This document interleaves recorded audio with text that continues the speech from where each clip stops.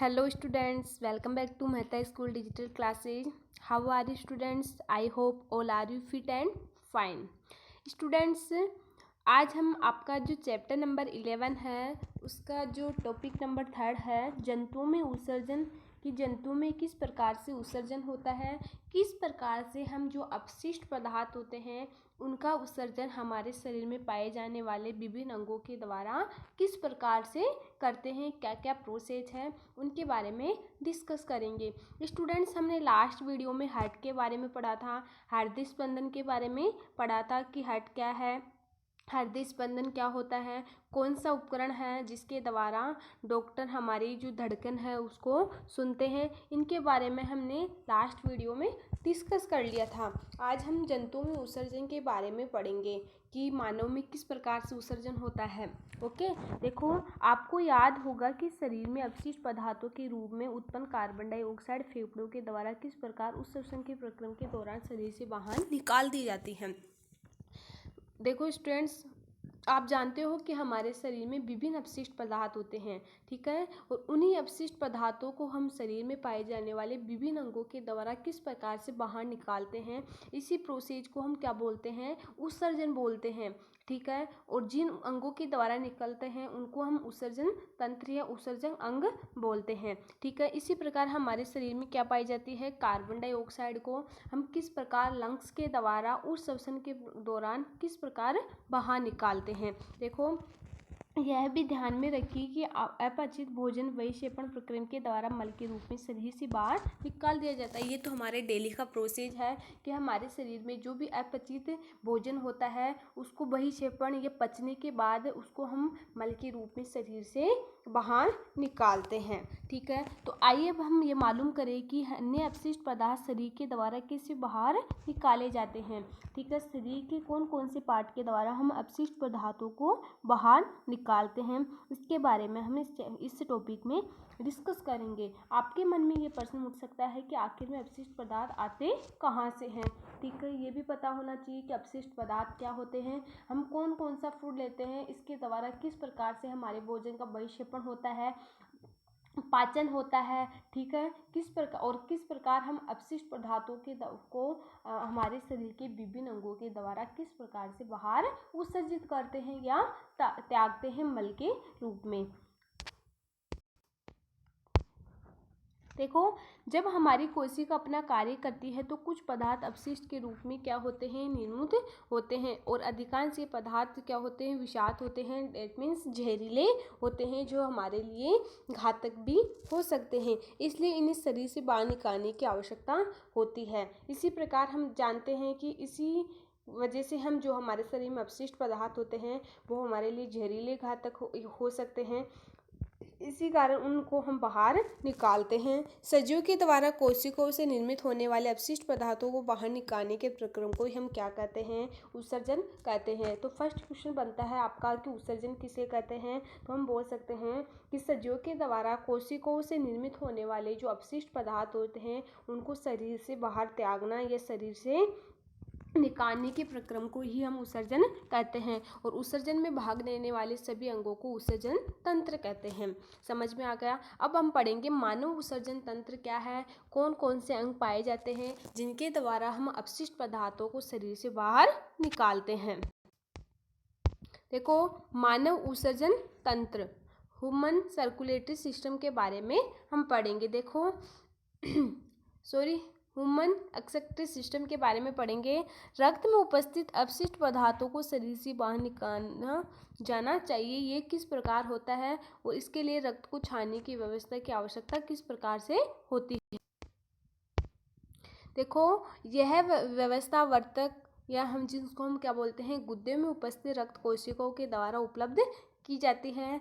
जब रक्त दोनों वर्तकों में पहुंचता है तो इसमें उपयोगी और हानिकारक दोनों ही प्रकार के पदार्थ होते हैं। तो देखो किस प्रकार हम उपयोगी और हानिकारक पदार्थों को किस प्रकार अलग अलग करते हैं, और कौन से अपशिष्ट पदार्थों को किस प्रकार शरीर के कौन से पार्ट के द्वारा हम उनको बाहर त्यागते हैं या फिर निकालते हैं। देखो उपयोगी पदार्थों को रक्त में पुनः अवशोषित कर लिया जाता है। जल में घुले हुए अपशिष्ट पदार्थ मूत्र के रूप में पृथक कर लिए जाते हैं। ठीक है, आपको पता चल गया कि रक्त में क्या होते हैं, उन्हें अवशोषित कर लिया जाता है और जल में घुले हुए अपशिष्ट पदार्थों को हम मूत्र के रूप में पृथक करते हैं। ठीक है, वर्तकों से मूत्र वाहिनियों से होता हुआ मूत्राशय में जाता है। ये शरीर के विभिन्न उत्सर्जन अंग है, इनके द्वारा ही हम शरीर में प्रेजेंट अपशिष्ट पदार्थ को बाहर निकालते हैं। मूत्र वाहिनियां नली के आकार की होती है, जो हम अभी डायग्राम में देखेंगे। मूत्राशय से मूत्र संचित होता रहता है। मूत्राशय से एक पेशी नली जुड़ी होती है, जिसको हम मूत्र मार्ग भी कहते हैं। इन्हीं के द्वारा हम जो मूत्राशय होता है उसको बाहर निकालते हैं। देखो स्टूडेंट्स, ये डायग्राम है किसका, मानव उत्सर्जन का तंत्र का। ठीक है, तो देखो ये वर्तक नलिकाएं होती है, मूत्रवाहिनी होती है। इन्हीं मूत्रवाहिनियों के द्वारा हम जो मूत्राशय होता है, ठीक है, ये मूत्राशय है, उसको मूत्र मार्ग के द्वारा किस प्रकार से बाहर निकालते हैं। ठीक है, ये क्या है, मूत्रवाहिनी है, ये वर्तक है। ठीक है, इसमें मूत्राशय, ये मूत्र मार्ग और ये मूत्र रंध्र। तो हमें पता है कि मानव उत्सर्जन तंत्र में कौन कौन से पार्ट होते हैं। वर्तक होते हैं 2, ठीक है, मूत्रवाहिनी होती है, मूत्राशय होता है, मूत्र मार्ग और मूत्र रंध्र। स्टूडेंट देखो, मूत्र मार्ग का दूसरा सिरा खुला होता है, जिसे हम मूत्र रंध्र भी कहते हैं, और जिससे मूत्र शरीर से बाहर निकाल दिया जाता है।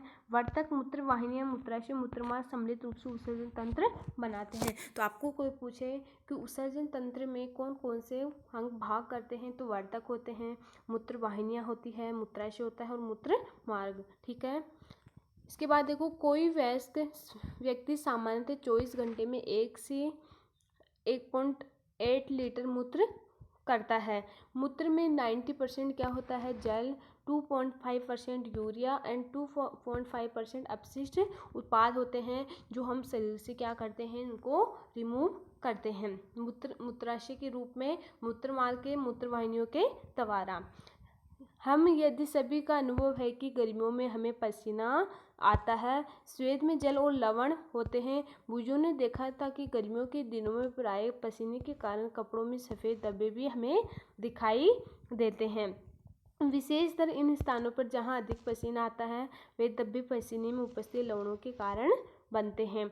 तो आपको कोई इनकी पूछे कि कितना, मतलब एक वयस्क व्यक्ति कितना लीटर मूत्राशय मूत्र का बाहर निकालता है शरीर के अंदर, और उस मूत्र में क्या क्या प्रेजेंट होता है, इनके बारे में आपको ध्यान होना चाहिए।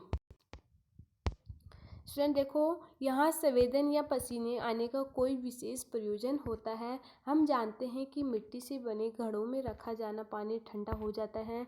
इसका कारण है कि घड़ों के छिद्रों से रिसकर पानी उनकी बाहरी सतह पर आ जाता है। जब यह पानी वाष्पित होता है तो घड़े से बचा शेष पानी ठंडा हो जाता है।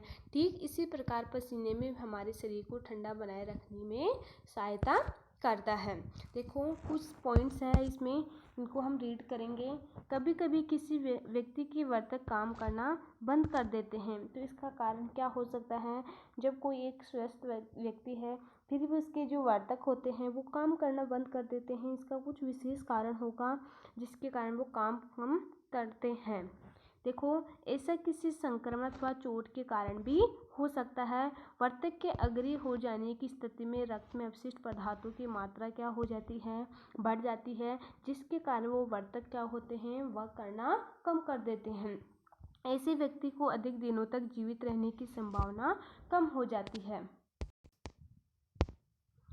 ठीक है, ऐसे व्यक्ति की दिनों तक जीवित रहने की संभावना क्या हो जाती है, कम हो जाती है। तथापि यदि कृत्रिम वर्तक द्वारा रक्त को नियमित रूप से छानकर उसमें अपशिष्ट पदार्थों को हटा दिया जाए तो उसे जीवन काल में क्या होती है, वृद्धि संभव है। इस प्रकार के रक्त छानने की विधिया को हम क्या बोलते हैं, डायलिसिस या अपव्यय भी बोलते हैं।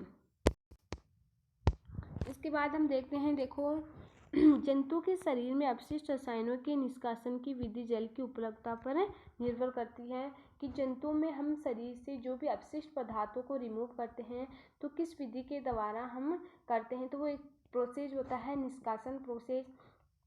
इस प्रोसेस के द्वारा हम जंतुओं के शरीर से अपशिष्ट पदार्थों को रिमूव करते हैं या बाहर निकालते हैं।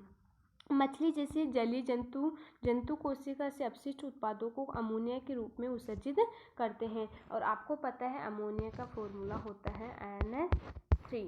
ठीक है, ये क्या है? अमोनिया है जो सीधे जल में घुल जाती है। पक्षी, छिपकली, सर्प जैसे कुछ जंतु अपने शरीर से अपशिष्ट पदार्थों का क्या करते हैं? उत्सर्जन अर्धघन पदार्थों के रूप में करते हैं, जो मुख्यतः सफ़ेद रंग का यौगिक होता है, जो मानव द्वारा उत्सर्जित अपशिष्ट पदार्थों में यूरिया प्रमुख होता है। तो समझ में आ गया है कि किस प्रकार मानव में उत्सर्जन तंत्र क्या होता है। तो सबसे पहले हम उत्सर्जन की बात करें कि सजीवों के द्वारा कोशिकाओं के द्वारा हम जो अपशिष्ट पदार्थ होते हैं उनको बाहर निकालते हैं। इस प्रोसेस को हम उत्सर्जन कहते हैं और इसमें काम आने वाले अंगों को उत्सर्जन अंग या तंत्र कहते हैं। कौन कौन से भाग होते हैं मानव उत्सर्जन तंत्र में? वार्तक होती है, मूत्रवाहिनी होती है, मूत्राशय होता है, मूत्र मार्ग होता है।